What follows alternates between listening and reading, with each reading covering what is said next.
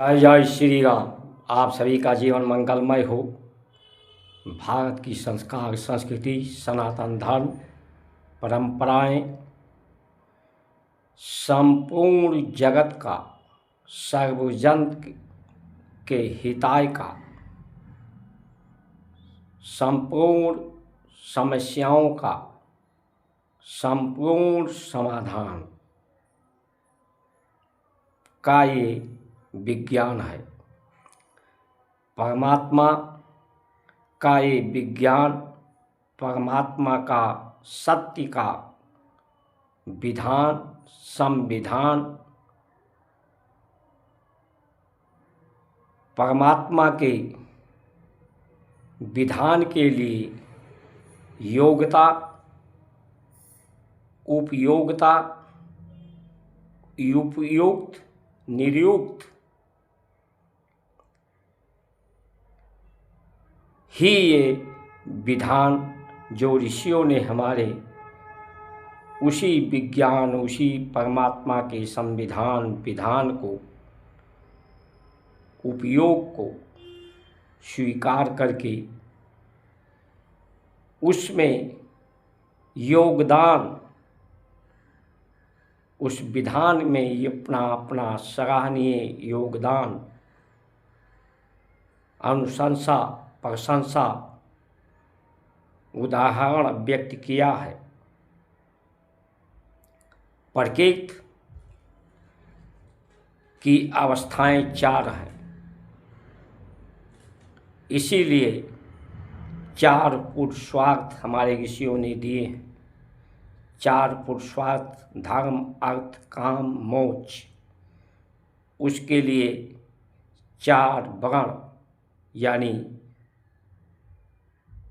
ये जो 4 वर्ण हैं, ये 4 योग्यता है, उपयोगिता है, जो उपयुक्त है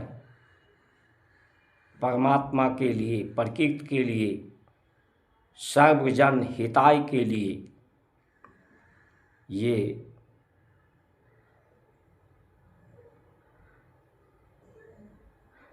इसीलिए 4 वर्ण, 4 आश्रम जो समकक्ष हैं, सभी के दृष्टि में है, समुचित है, व्यवस्था है। मनुष्य की जन्म का कारण, कर्म का कारण यही विधान, परमात्मा का विज्ञान, संविधान ही है। जगत जननी एक है, सबकी पृथ्वी एक है। जगत पिता एक है, विधान एक है, संविधान एक है, विज्ञान एक है, उद्देश्य एक है। प्रयोजन, संयुक्त प्रयोजन, संयुक्त नियोजन। इसी संयुक्त प्रयोजन, नियोजन, नियुक्ति को हमारे यहाँ परंपराएं कहा गया है। एक ही व्यक्ति जब पैदा होता है बच्चा, तो वो ब्रह्मचर्य होता है, उसे ब्रह्मचर्य बनने की ज़रूरत नहीं होती है।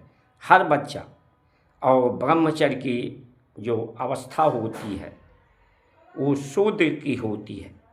जन्म जायते क्षुद्रा संस्कारे द्विजित्वा। संस्कार से उसका जन्म सार्थक होता है, जन्म जीने की कला उसमें आती है। तो ये 25 वर्ष की आयु तक वो क्षुद्र होता है। 25 वर्ष से 50 वर्ष की अवस्था उसकी जो गृहस्थ आश्रम है, ये बनिया की अवस्था है, व्यापार की अवस्था है। और ये व्यापार पैसों के लेन देन से नहीं, आदान प्रदान, दान, ये सहयोग लेने और सहयोग देने के आधार पर है। संयुक्त रूप से 50 के बाद जो वानप्रस्थ की अवस्था है वो 25 से 50 का गृहस्थ का, 25 तक ब्रह्मचारी का और 50 से 75 तक वानप्रस्थ का यानी क्षत्रिय का, वो परिवार के साथ न्याय करे। क्योंकि प्रकृति अंतर करती है।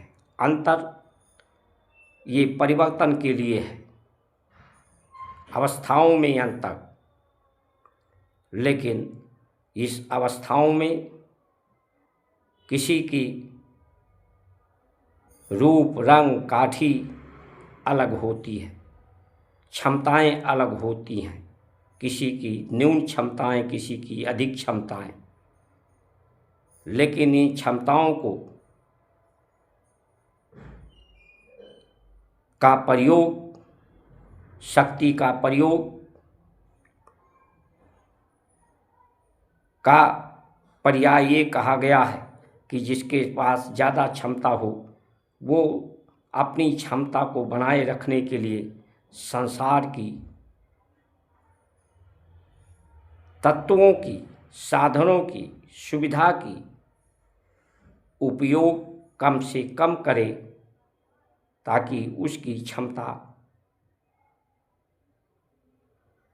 श्रेष्ठ रहे, वो सामर्थ्यवान हो सके, वो अधिक वस्तुओं का, अधिक सुविधा का, अधिक साधन का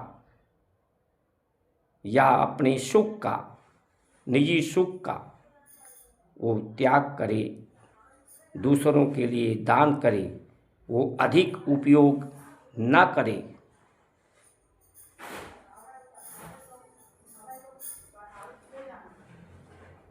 ये क्षत्रिय इसी को न्याय कहते हैं। अपने बल का प्रयोग किसी को दुखी करने के लिए नहीं, किसी पर अन्याय करने के लिए नहीं, जो गिरा है उसे उठाने के लिए है, उसे संभालने के लिए है। तो ये परमात्मा के लिए उपयुक्त हों, प्रकृति के लिए उपयुक्त हों, परिवार के लिए उपयुक्त हों, देश राष्ट्र के लिए उपयुक्त हों। जो उपयुक्त है, जिसमें योग्यता है सबको जोड़ने का, सबको साथ लेने का, जो प्रकृति है, परमात्मा की शक्ति है, वो संयुक्त रूप से कार्य करती है। सभी तत्व मिलजुल करके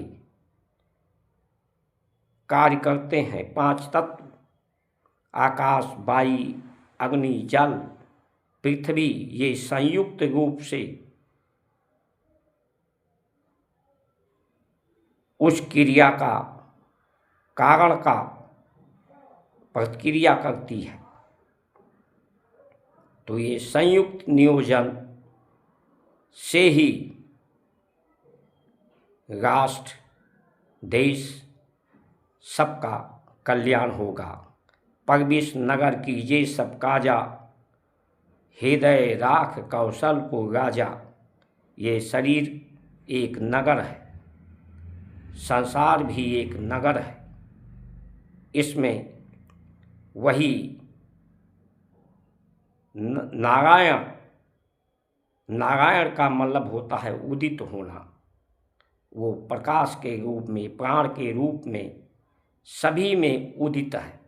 जन्म को उदित होना कहा गया है, मृत्यु को अस्त कहा गया है, जबकि सूर्य कभी अस्त उदय नहीं होते।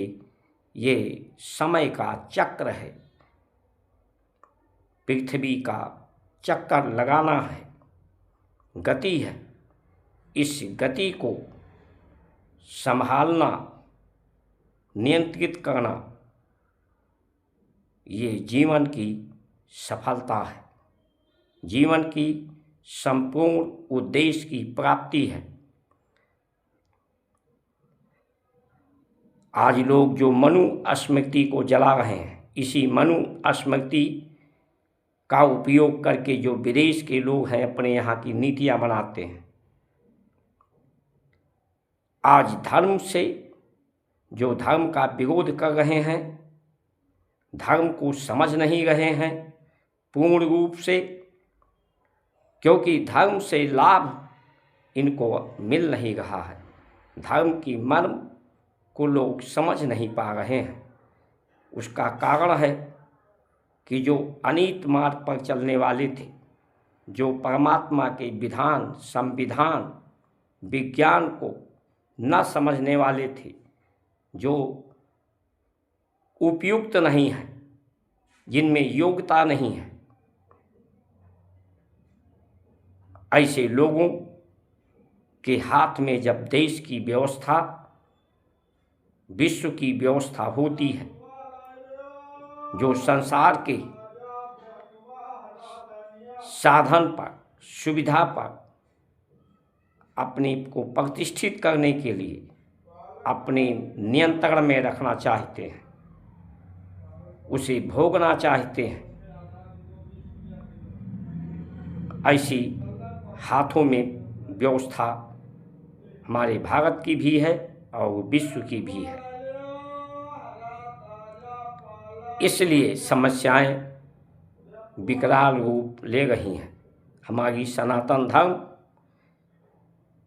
किसी को पसंद आने के लिए, किसी की प्रशंसा करने के लिए नहीं है, बल्कि उसकी बुराइयों को उजागर करने के लिए है।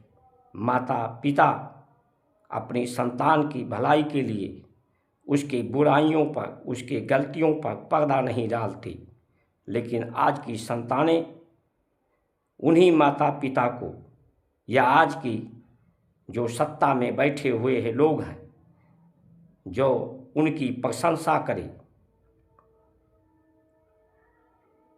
उनकी पसंद की बात करें, उन्हीं को पसंद करते हैं। जो लोग धर्म के रास्ते में हैं, धर्म के मार्ग से जो सुविधा, साधन, प्रतिष्ठा पाना चाहते हैं, ऐसे लोगों की एक पंगति है। उन्हीं पंगत को लोग, सत्ता में बैठे हुए लोग भी पसंद करते हैं। लेकिन भारत की संस्कार संस्कृति किसी के पसंद और प्रशंसा के लिए काम नहीं करती। वो सबके हृदय में सच्चित आनंद, सच्चित शांति, सच्चित परमानंद की बात करती है। संसार में जो ये गति है, गति की स्थिति तीन है: दुर्गति, सद्गति, परम गति। तो जो इस व्यवस्था को नहीं समझते, परमात्मा के विधान को नहीं मानते, अपने लिए अलग विधान, अलग संविधान, इस परमात्मा के विधान से अलग विधान की बात करते हैं, ऐसे लोगों की दुर्दशा और दुर्गति निश्चित है। 2027 से ये उत्तर प्रदेश के चुनाव से निश्चित होगा। 2024 में भी भारतीय जनता पार्टी को के अंक कम आए। ये परीक्षा है, परीक्षा लेती है उत्तर प्रदेश की धरती, क्योंकि ये धर्म का केंद्र है, ये राम का केंद्र है, कृष्ण की धरती है, भोलेनाथ की धरती है। इसलिए जो ये संतों का, ब्राह्मणों का उपहास किया जा रहा है, परिहास किया जा रहा है, ये भारतीय जनता पार्टी के लिए और इस देश के लिए दुविधा में डालने के लिए है। दुविधा को पैदा करने की स्थिति बन रही है। इसलिए सभी को अपनी समीक्षा करनी चाहिए। जय श्री राम।